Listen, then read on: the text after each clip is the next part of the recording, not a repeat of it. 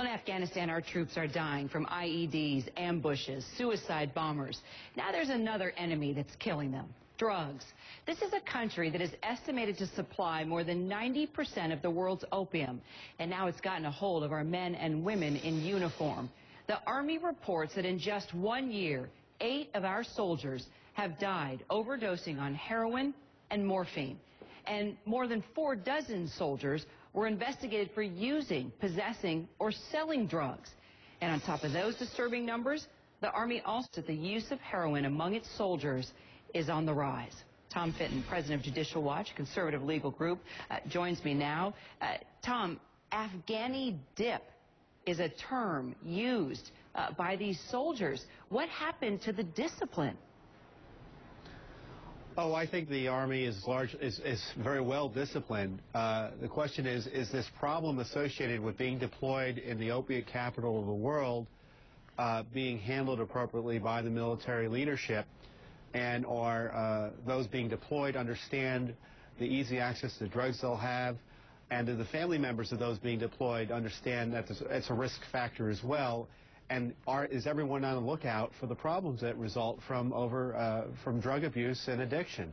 You know, if you think drug addiction is going to be solved by going into the military, it's not. And if you're deployed to Afghanistan, it's probably going to get worse.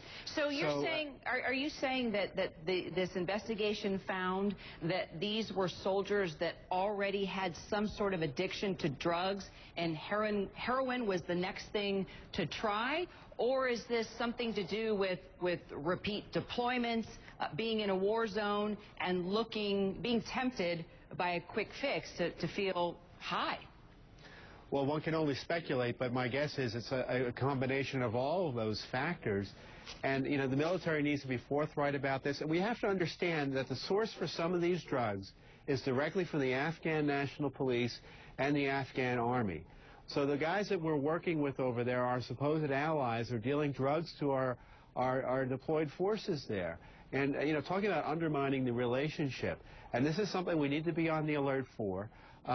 Drug use in the military has had devastating consequences in the 70s, and we just want to be able to nail this in the crib to make sure it doesn't get out of control. And one of the first steps is by asking for the Freedom of Information Act. Here, we would not have known about these deaths if but for Judicial Watch's Freedom of Information Act request early this year, asking about what's going on there in Afghanistan with respect to opiates. And we did reach out to DOD, did not get a comment by the start of our program. We also reached out to the Army over the weekend, did not get a comment.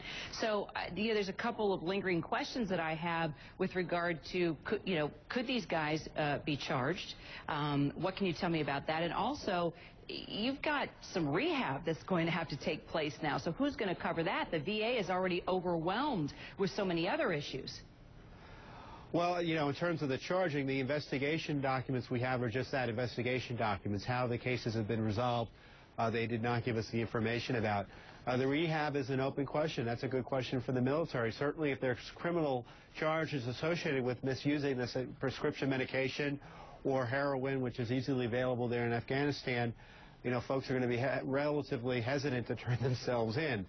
You know, this is a dangerous situation. Some of these documents show that some of these young guys were smoking hashish at their forward operating bases. So, you know, these are dangerous situations they're in, and you want them to be 100% ready, and obviously if they're on drugs, they're not 100% ready. Yeah, it's disturbing, and it's pretty heart-wrenching because it puts a black eye on all the men and women that are doing such a good job over there. Tom Fitton, president of Judicial Watch, conservative legal group, thank you so much. Appreciate your time. Hey, thank you, Kira. You bet. Yep. Kurt Cobain, the Nirvana